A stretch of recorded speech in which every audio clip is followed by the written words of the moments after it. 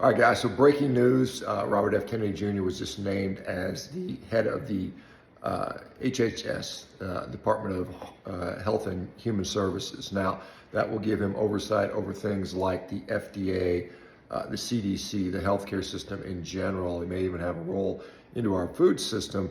And there are a number of physicians that are kind of bemoaning that fact. They're worried that he's going to take away vaccines, or he's going to have some impact on, how drugs are approved and so on and so forth.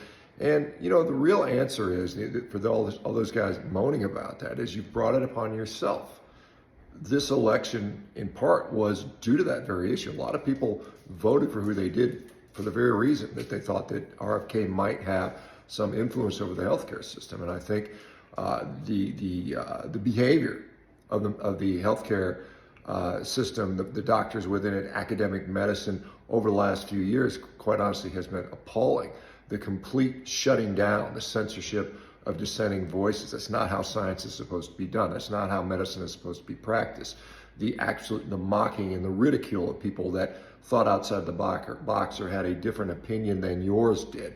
You people that have literally outsourced your brains and your thinking to the pharmaceutical industry so you can follow their algorithms, so you can practice quote unquote evidence-based medicine, when we know much of that evidence is corrupted. We've had how many journal editors retire and say they can't believe the corruption that is within the pharmaceutical industry, within the research community, which builds some of that quote unquote science. The fact that you minimize patients that have been injured by pharmaceutical agents, dismissing that as not relevant, things like that. I mean, this is what you've reaped this, and now you've sown the consequences. And I hope Kennedy gets in there and throws most of the clowns out of the FDA and the CDC and the other agencies that allowed this, that profited from this.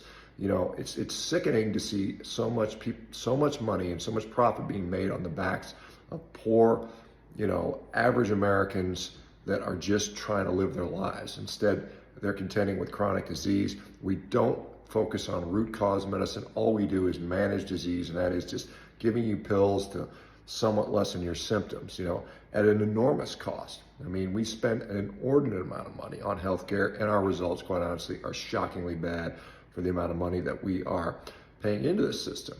And so, as I said, anything I can do, our company, Rivero, we are already practicing root cause medicine. And so hopefully our company and others will continue to show and lead the way on how to change this, because I think this is something that our country sorely needs.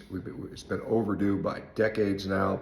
Our country is, for a country of tremendous resource, and I've said this over and over again, we are one of the wealthiest, resource-rich nations on the entire planet.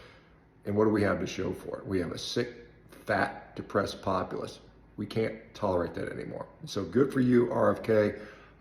Good for you, Donald Trump, for appointing him. And, for you physicians that don't like it, too bad. You're going to have to suck it up and get better. Get better at being a doctor. Don't just be a damn pill pusher, right? Learn how to listen to your patients. Learn how to inspire them. Learn how to support them.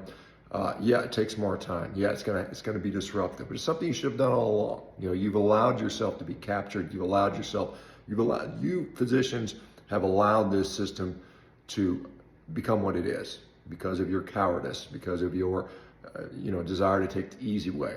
And I mean that, knowing that most of you are good people, but at some point, good people have to step up or evil will triumph.